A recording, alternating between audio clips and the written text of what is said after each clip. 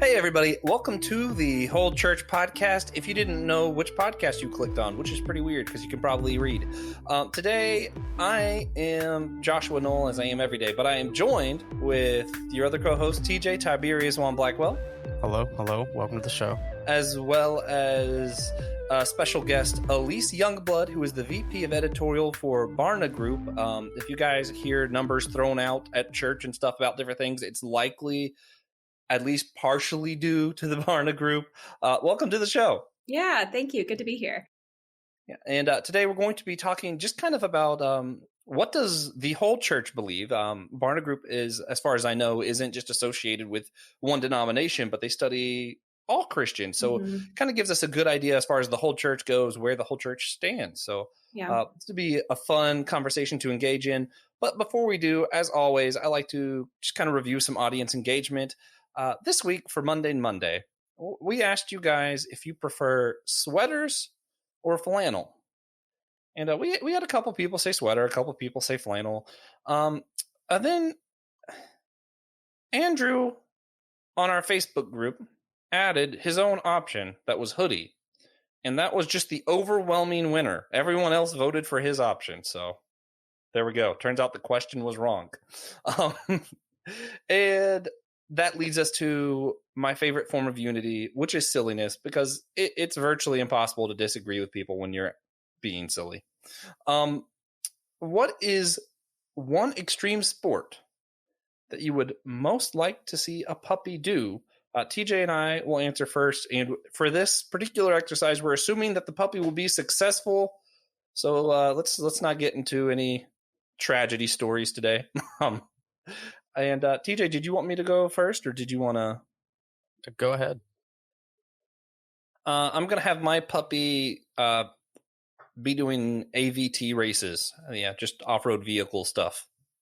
I think he'd be pretty good at that because we're assuming he would be. And It would be really cute. Yeah. Yeah, no, I went with base jumping. I know a dog's got to wonder what it feels like to fall that far. Yeah. I just want to see a dog jump off the Empire State Building with a parachute. And be fine. Yeah. Perfect. So, Miss Alyce. Yeah. What's a extreme sport you'd like to see a puppy do? Yeah. Mine, I was thinking of one that's a little less extreme, but I was going to go with gymnastics. And I think just cool.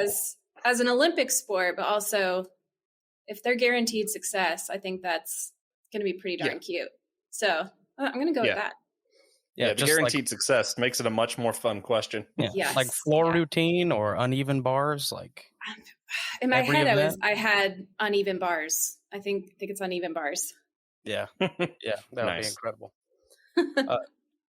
So on to the real show. The actual podcast part of this. One thing we have found that really helps establish church unity is to hear one another's story. Would you mind sharing with us the story of how you came to meet Jesus? Sure. And I love this question. I love kicking it off this way because I think this will relate a lot, to even just what I have to share about my work and Barna's work.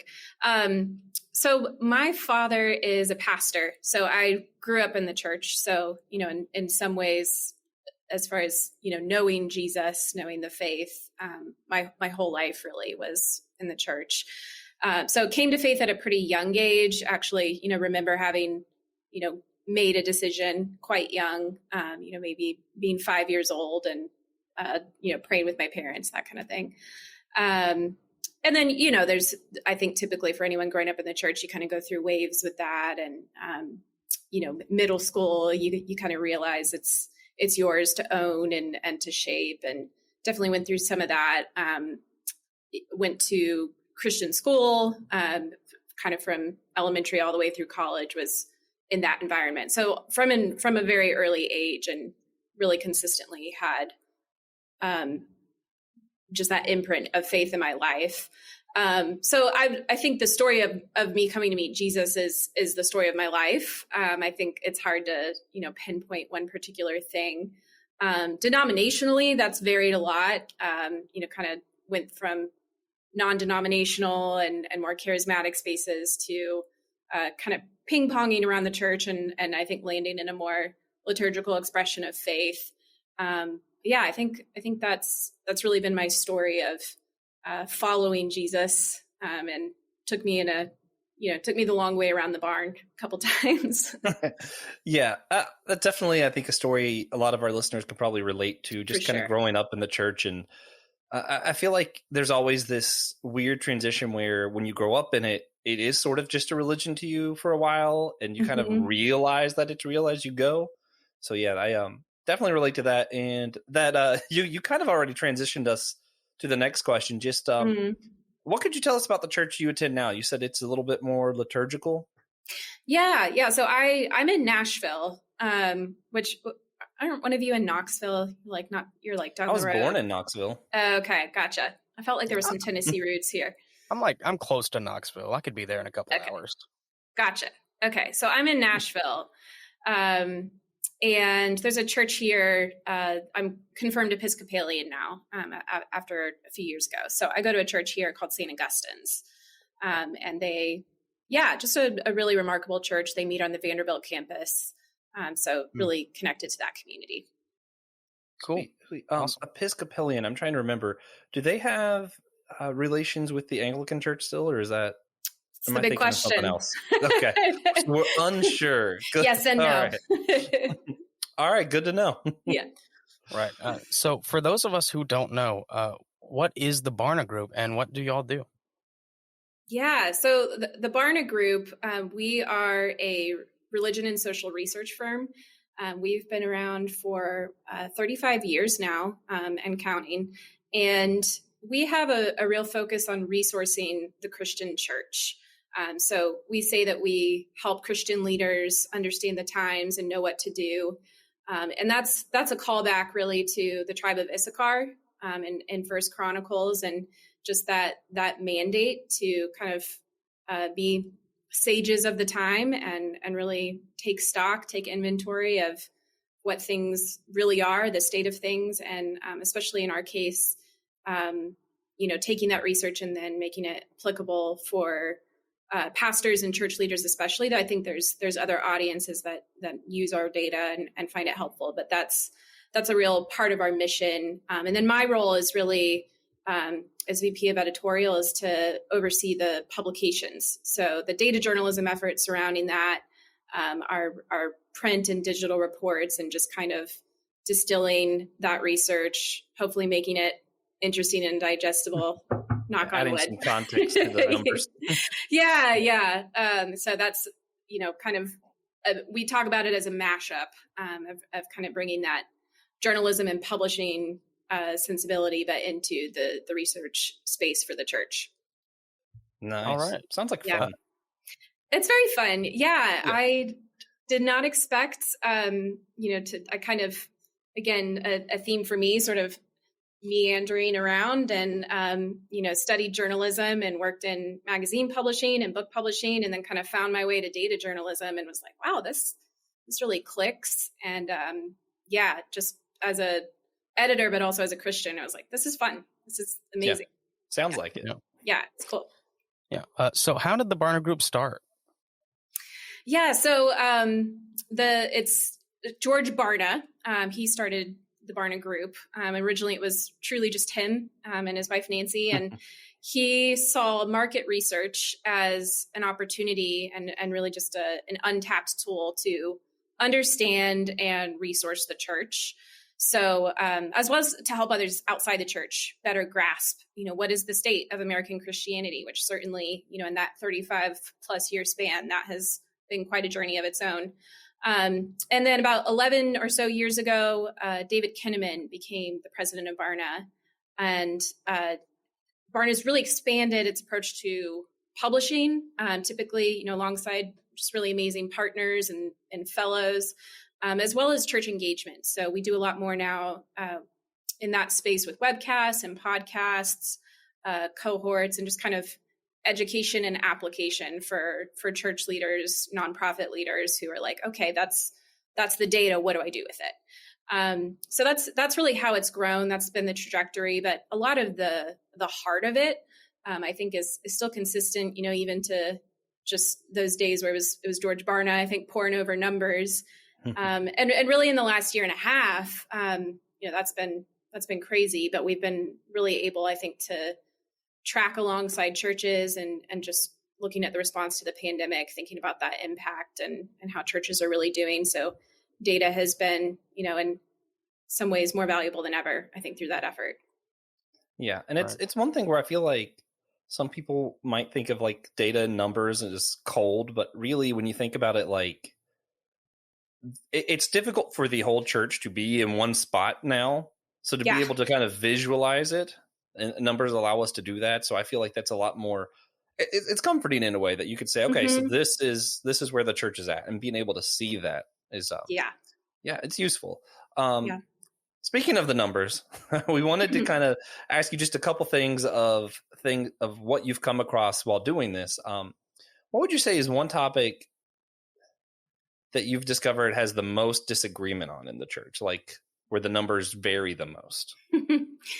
Oh man, there's so many. I think it's no surprise to you guys, and it's really. The whole point of your podcast, right? It's like, how do we come together? How do we, make sense of this mess? And there's obviously, so much, so many expressions, so much polarization. So I think as far though as, thinking of the work that I've been able to do with Barna in the last several years, and what stands out most to me, and I think is, especially felt right now is very pointed, would be views on issues of race and racism. We had a report that we worked on with Dr. Michael Emerson. So he wrote a book called Divided by Faith. Yeah. Are you familiar? Yeah. He's been on a couple other podcasts and stuff I've listened to. I haven't picked his book up yet, but I might need to. Divided by Faith, I would say is seminal in that regard, but he's got some more work coming out. So we were able to partner with him, as well as some other scholars, Dr. Glenn Bracey and Chad Brennan. They do some work together through a group called the Racial Justice and Unity Center. So we put out a report this year on that research. It's called Beyond Diversity. And it was fascinating because we started that research, I think the project kicked off in 2019. And so we kind of got to see that research through 2020 and just through the events of last summer. Time. Yeah. Wild time. But it just really drove home, I think, there was already really apparent gaps in how the church sees issues of race. And that was, apparent across, denominations, but also obviously by race, by region, things like that.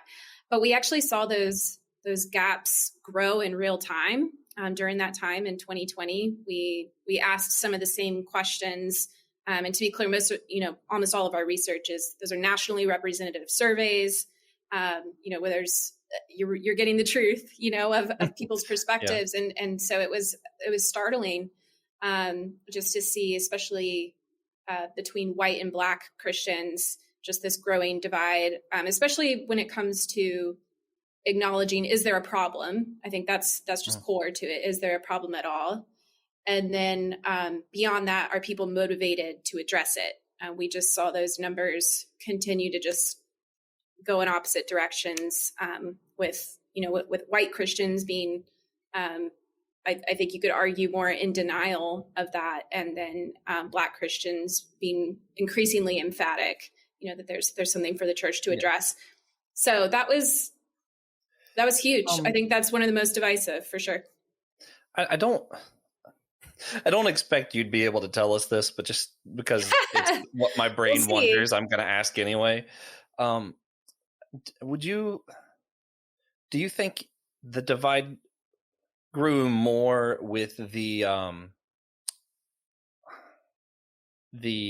police cases over the last during 2020, or do you think it's more centered around kind of white people in the church's fear of critical race theory, or is it a little bit of both? Yeah, it's a good question, and I think that other experts could speak to that, more specifically than me. We definitely, the timing of our study, some of those examples actually weren't even included in the survey just because it wasn't yet, I think, part of the national vocabulary around this, and that's become so intensified.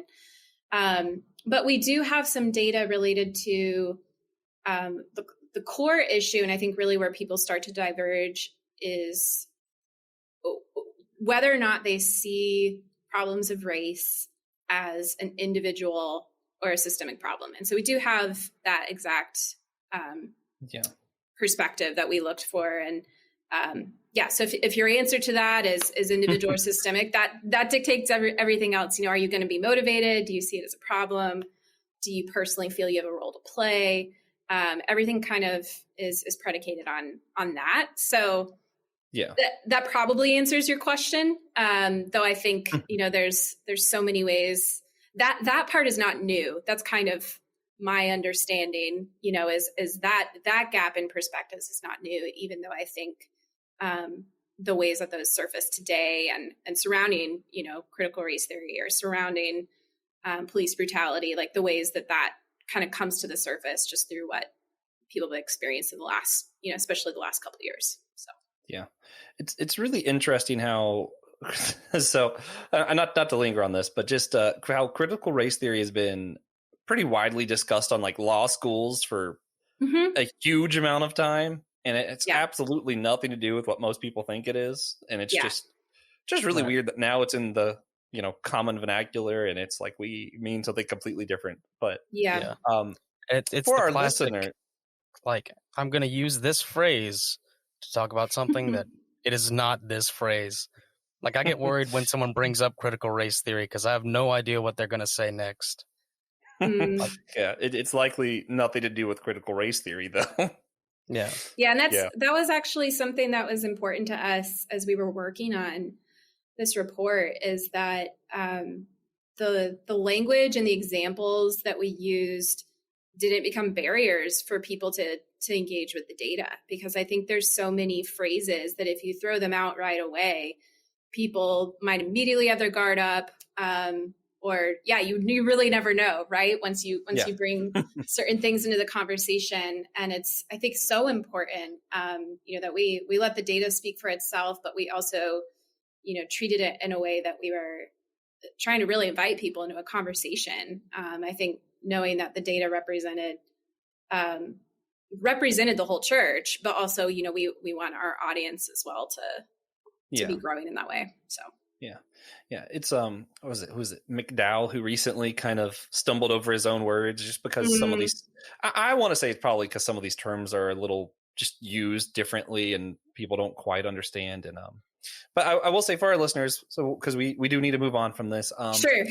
I highly recommend, regardless of what side you're on, looking up the Dispatch. David French writes a lot about this, and he actually adopted a young African girl, and he's got a pretty unique perspective. Definitely worth checking out. That being said, on a more positive note, what's something that you numerically have we seen that the church mostly actually agrees on? Yeah, probably puppies. Good. I like that. We'll stick to that. Puppies and gymnastics. So in some ways, this is an extension of what we were talking about, which is that I think, people's hearts can be in the same place, though their actions or their beliefs about, what the church should do can be really different. But I find that really, really beautiful just in the story of the church today. I think there can be a lot of hand-wringing around gaps by generations, certainly by political party and denomination, just the ways that those divide the church. And yet we consistently see that there's certain elements just of spiritual growth and identity and commitment that Christians of all stripes, of all ages really resonate with. They believe that the church is a net positive for their communities and for the world. They say that the Bible impacts their daily lives, transforms their lives even. I think one of my favorite examples of this is that millennials, practicing Christian millennials, which certainly Barna itself, has written a lot on just kind of their journey in and out of the church. And, I think there's a lot to be studied around the growing ex-evangelical movement. And there's, a lot of pain and a lot of hurt wrapped up in a lot of that. And at the same time, the majority of practicing Christian millennials, they are like every other generation in saying the best thing that could ever happen to someone is to come to know Jesus.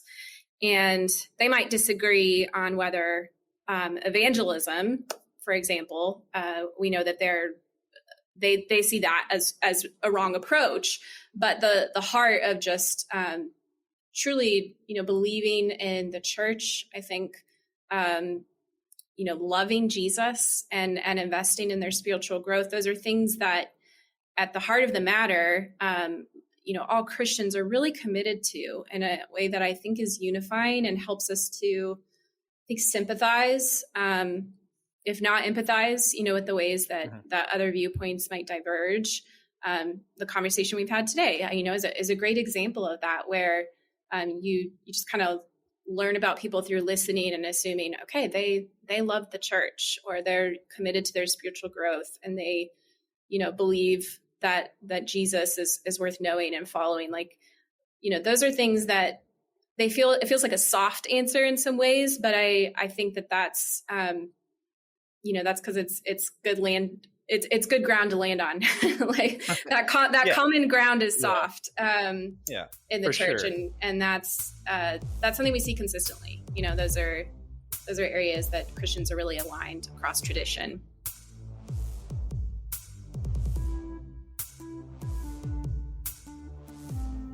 Hey guys, we just wanted to take a quick break to tell you a few ways that you could support the Whole Church podcast, your favorite church unity podcast.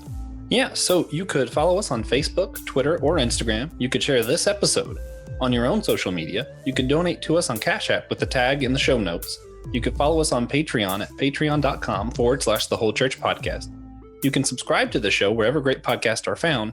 You could rate us on Apple Podcast or Podchaser, or you could sign up for our newsletter on our website or by emailing us at thewholechurch@gmail.com. Yeah, especially that last one. It's the best way for you to be connected with us and what we're doing with the podcast. Yeah. And we have a devotion on there and a word of the month. Yeah, it's a lot of good stuff. It's in Hebrew or Greek. You want to get back to the show? Yes.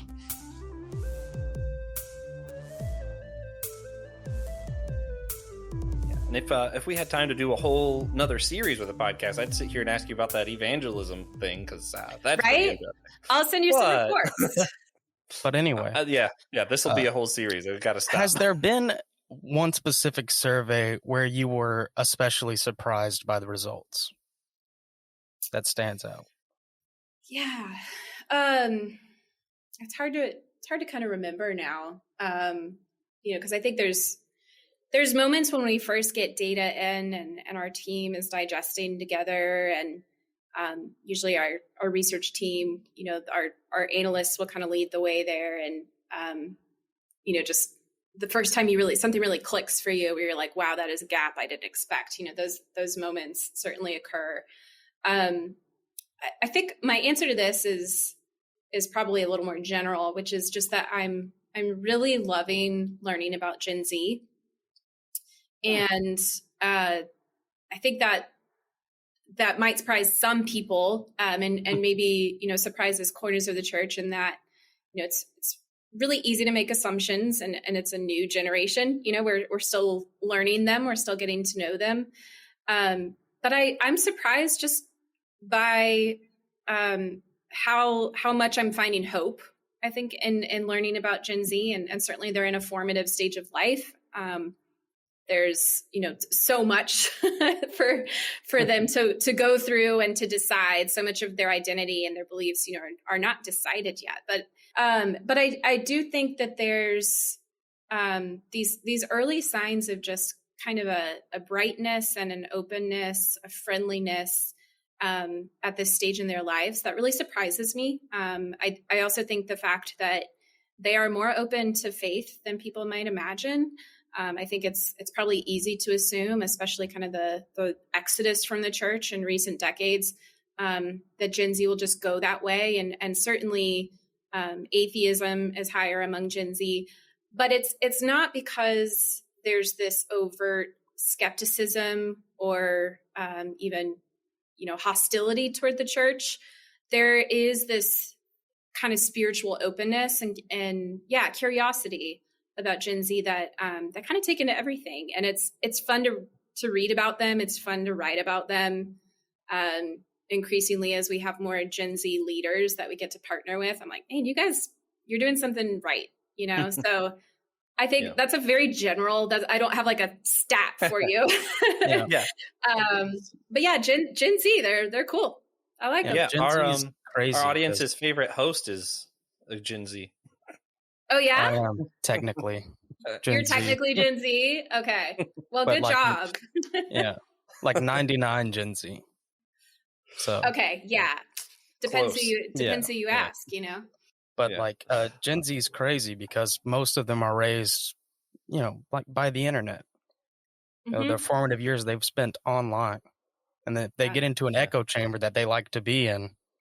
That's who they're gonna be for a while. Yeah, I know that because I've seen it happen, and it's crazy because like that's just who they are, and they really are that. I don't think Google's that bad a dad. Google's great. Can teach you anything. Just not hands-on. So Alyce, how might these studies, like the different numbers and things that you learned through Barna and that we all can learn through Barna, how might learning these help us better maintain the unity of the church? Can you kind of verbalize that for us? I'll do my best. I think it's a question we ask ourselves a lot. And on a personal level, which I love even these questions, I think allow me to think personally about some of this work.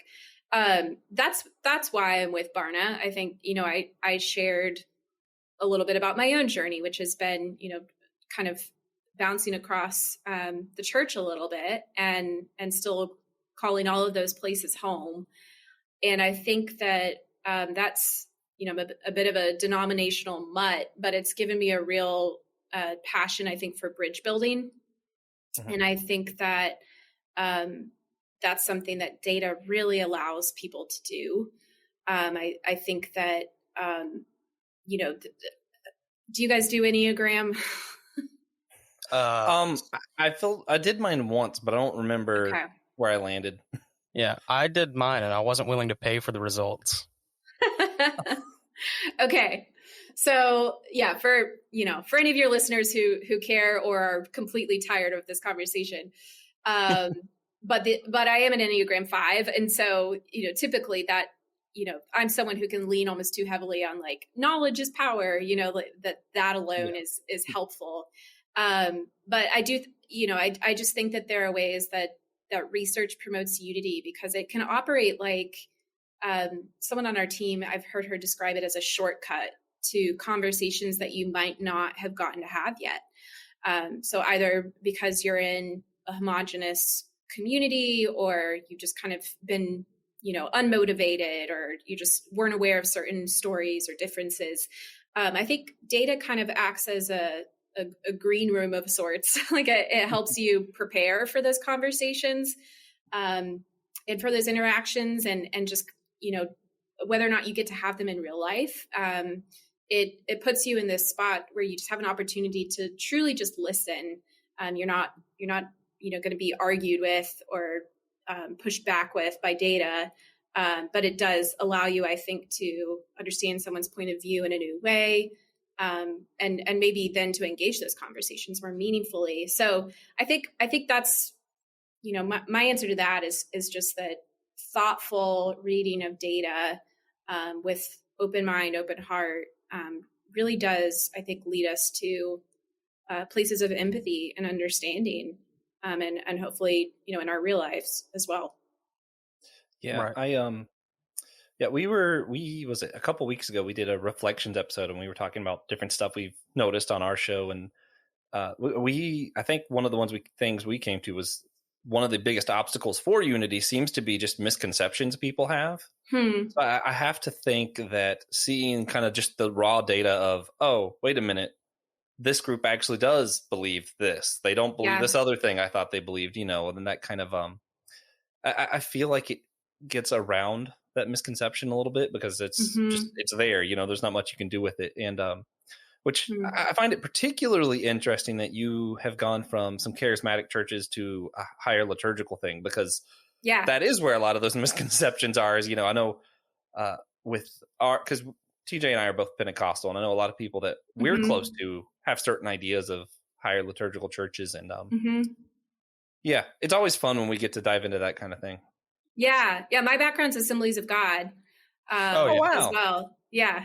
Yeah, I went there when we lived in Florida. There wasn't a Church of God of Prophecy nearby, which is where we're members. So my family went to an Assemblies of God for about 5 years there. So wow, yeah. I did. Cool. I went to a Assemblies of God school, and my father's church is non-denominational, but I still have just great love and community, and really even I think identity in that in a way that kind of regardless of my affiliation is really core to how I think about worship, how I think about the faith, and just beautiful community. The church home I was raised in, sometimes I'm like, man, I took it for granted how much it felt like family, which I think a lot of pastors' kids find themselves in that position. So that was, it's something I take with me for sure.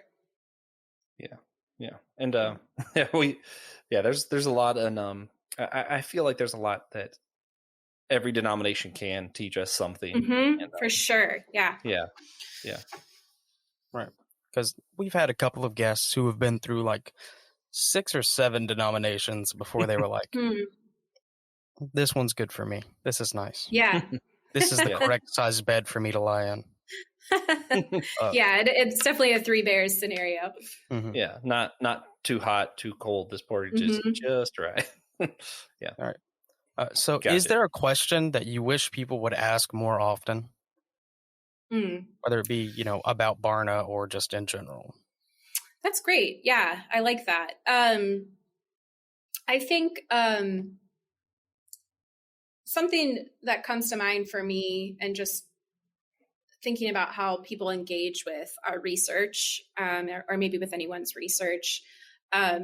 We joke a lot about how our analytics show that there's a surge of site traffic on Saturday nights. And we've attributed that to pastors needing last minute stats to throw in their sermons. I would say that's correct.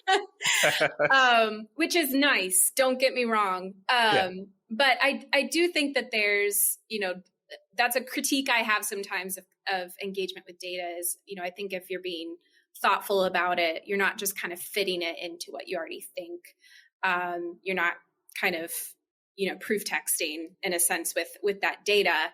So I think, a question I encourage anybody, to ask, and certainly I think I ask and encourage, my editors and writers to ask is, what does this change what I know? Not just how does it fit what I know? How does this support my argument? How does this take me where I already want to be? But really just, approaching new information, being willing, I think, if not to be wrong, at least to be open. So that's something, I think just for myself, like learning to practice that and not kind of reinforce those echo chambers. I think that, can be a struggle for anyone today. And in the family of Google, you can curate however you want, And so I think with our research, certainly it's easy. You can cherry pick stats all day if you want, but I think to really get the value and the meaning of that research, which at the end of the day, we talk a lot about how behind every stat, there's a person, there's a face, there's someone who sat down and took a survey, what a gift that is. And so really taking that for all it's worth, and just asking yourself, like, does this change anything for me? Yeah. Along with that, I don't know if this is encouraging or discouraging or what, just a fun anecdote. I went to a friend's church once to hear him preach, and he got up and he said, I was going to preach this. And I went to Barna's website so I could get numbers for it. And it actually turns out that, and it had to do with married. I don't remember exactly what it was, so I don't want to say for sure because I don't want to spread false information. I don't want to be a part of that system. But he just got up and he said, so it turns out I was wrong, and the whole church needs to repent. And he just got up, said that, and we all just prayed. That was the whole church. Good on him. Like, man, I traveled to hear you say that. That was it. What a testimonial. Yeah. Anyway, so we do always like to ask our guests to just give us a single, just kind of a practical action of what you think people could do, just, average Joe listening, that would help maintain unity in the church. Oh, wow. Hard question, right? It is a hard question. Do you find that there's themes in that? Do people kind of lean the same way? There are common answers. Yeah. There's been a few common ones. Okay. Yeah. I mean, I feel like it's easy to say just truly just listening to people. Yeah, that's the main one. Okay. Yeah. So that's on track, but it's I think something that I've been thinking about a lot lately, and that I think is helpful in light of this, though, is if I'm going to be having some of those conversations, or if someone's making that effort, I think to listen, and certainly if you're seeking unity, it's probably assumed maybe that conversation is with someone you disagree with. I think just knowing that I'm truly ready for that, that there's not a relational casualty, that could occur there, that it's not just kind of this experiment with your friendship, or kind of to get a point, to like, all right, now I'm going to sit down and really listen to you, but just really being ready, I think, for those conversations. And in the meantime, I think reading widely. I mentioned data. Obviously that's going to be a bias for me, is that's a shortcut. But I think just in general, just reading widely, going to the site or the Twitter account or whoever who kind of represents a different point of view, but you don't have that relational investment yet, where there's, maybe risk involved in saying the wrong thing and not listening appropriately, and kind of, being strategic about how you show up to confront or to listen or to, reconcile with the people in your own life. Cause that's a little harder to get right on the first try. But I think that's a lot of journalism itself. I've found myself doing that, but I think, just even on a personal level, like that's, embracing conversations. And in the meantime, read as much as you can. Like that's probably, that's probably what I would lean towards. Pretty wise word. Yeah. I'm curious though, if I can ask a question, which is like, is there, I asked first, like what themes there are, but have there been any unexpected answers or things you guys have heard where you've been like, wow, that's maybe something that really would be radical or new? So I think at all times I'm too open to any answer to be surprised by any of them. Okay. So I'm not sure though. Yeah. I could have just forgotten. Fun. We just kind of asked ourselves this recently on the show, but I'm going to say it again. It was Pastor Ryan Green, who was an old children's pastor I used to work with, and he got on the show, and his answer was to do more projects in the community where no one is wearing their church's logo.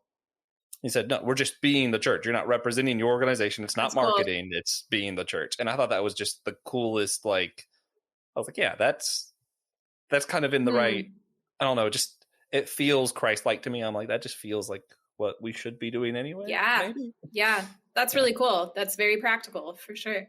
Yeah. Yeah. He's a cool guy. Yeah. That was a good one. Love Ryan.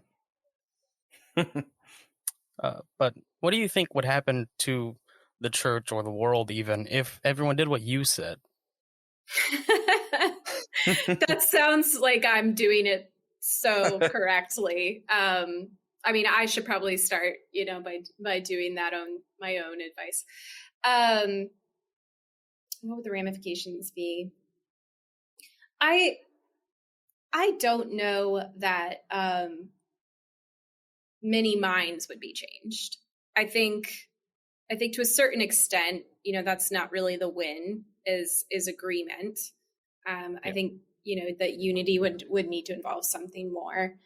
And so I think, I would hope for that, that ramification being heart change. If it's not a changed mind, that it's, probably a changed heart. I think that a lot of this too can live in kind of a,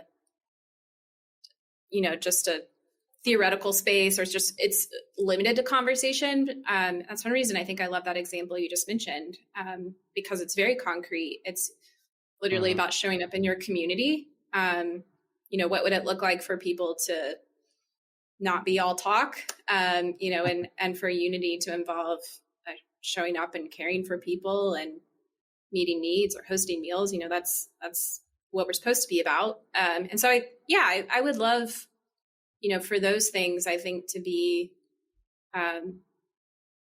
top of mind when we think about the church, or opportunities for unity is not necessarily like, how do we all come together to agree on these things, but what are we sharing? What are we accomplishing together, relationally or in our communities? I think, that's beautiful to think about.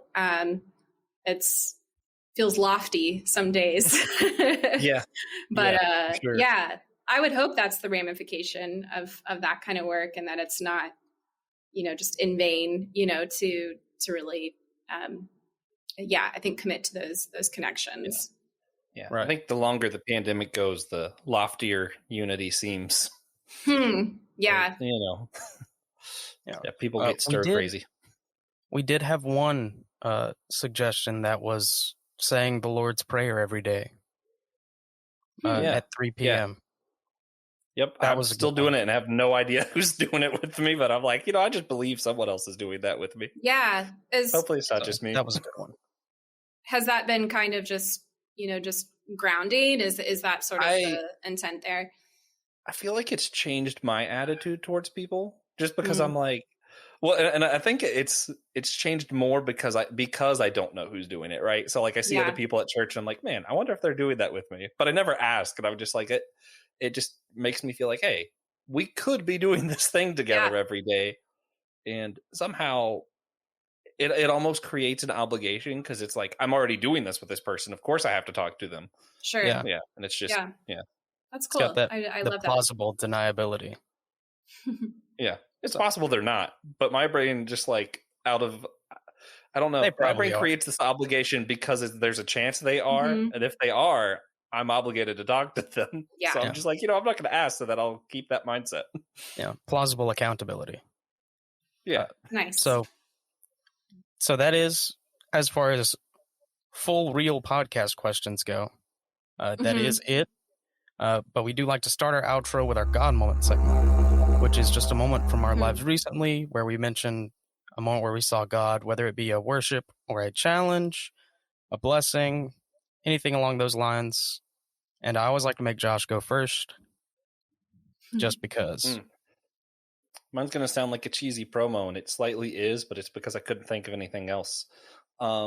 We are 2 days away from launching our other podcast, Systematic Ecology. By the time this comes out, that show is out. And all that's out right now is a trailer and a bonus episode. But we've had, he listens, and I'm just going to give him a shout out. Austin Nance messaged me, having listened to some of that, and said he's really excited for the show and that it's really cool and it's touched him. And it's just kind of cool that we are doing something that, even if it only reaches him, it reached him, And if we were able to help somebody with it, that's cool. Yeah. Good for Austin. I'll go next. Give our esteemed guest as much time as possible to think. So I work at Chipotle. And if you've never worked at Chipotle before, you might not know that there's a lot of smoke generated at that restaurant. We're cooking all the time, all day. Yeah. And our grill hood broke. So we have just been absolutely gassing the restaurant for like 3 days. And they fixed it yesterday morning. So it was now bearable to stand in and work in. Like they cooked steak, and it felt like everyone in the building was getting pepper sprayed at the same time. Well, there's really no way that was safe. It was not. Yeah, almost like having a manager who can't smell come in and turn the gas hose on. That's I used to work at Chipotle, and that happened to me this feels like it's loaded. Like perhaps. Yeah, I worked at Chipotle after my car accident, and for like a solid year there, I couldn't smell, and and I was going in and turning gas hoses on, and one day people came in and were like, Josh, gas is leaking. I'm like, glad you came in. I wonder if that's a thing with COVID as well. Like how many people in the restaurant industry can't smell right now? Yeah, probably. Dangerous thoughts. Yeah. Like, do you smell something? No, I haven't smelled anything since April. Yeah. What's wrong? But Alyce, do you have a God moment for us? Yeah. First of all, I love these examples because I think it's so I mean, it's like, it doesn't have to be this like mind-blowing mountaintop usually thing about hockey. It's very cool. I love that. Everyone's intimidated by the phrasing. That's well, I mean, right, exactly. And I think that that was a great setup because it kind of put me in this place of like, okay, yeah, day-to-day moments. So in light of that, I think I went to a 3-year-old's birthday party this weekend, and it's my friend's daughter, and really her first too, where she's got like friends at the party. It's like 1 and 2. You're with adults. Most kids didn't have a pandemic birthday, so this was really her first birthday, and I think things like that are just so special, and really getting to show up with your neighbors and with your friends, and getting to see kids just kind of finding themselves, forming friendships. And she's also just an awesome kid. Like she's a 3-year-old girl, but she's obsessed with cars, like with like Pixar's Cars. So like the theme was all cars. Nice. But I think we'll call that a God moment, which is just, I think just getting to kind of, see people grow up, get to, see your friends growing families. It's really cool. So, yeah, that's awesome. So if you enjoyed this episode, thank you so much. Please consider sharing it with a friend or an enemy. As always, you are free to do that. And come back next week. Yeah. And Alyce, usually we would ask where people could follow you, but I guess in this case, would it be more where can people subscribe to Barna and all the stuff that y'all are putting out? Yeah, definitely. I'm there's really not much to follow personally. So yes, go follow Barna. That's where I'm working. Barna.com is, just definitely the front porch there. We're at Barna Group on almost all social media. We do have a subscription service as well, Barna Access. So it'd be like barna.com/access.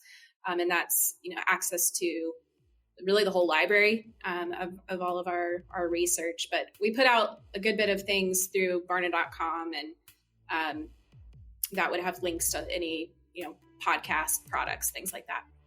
Yeah. She's made it clear she doesn't run the Twitter, but I love their Twitter because it's always just like real quick blips of, I learned something new about the church today. Just, you keep moving on. That's great. Yeah, they do a great job. Oh, yeah. So, some future guests for the show, we've got Matt Chandler, pastor of Village Church and author of The Explicit Gospel, Dr. Crispin Kobe-Dumais, I'm not sure, author of Jesus and John Wayne, return guest Andrew Croft of World Watch Weekly, and at the end of season 1, we will have Francis Chan. Yeah, he doesn't know though, but he'll figure it out. Maybe Matt will tell him.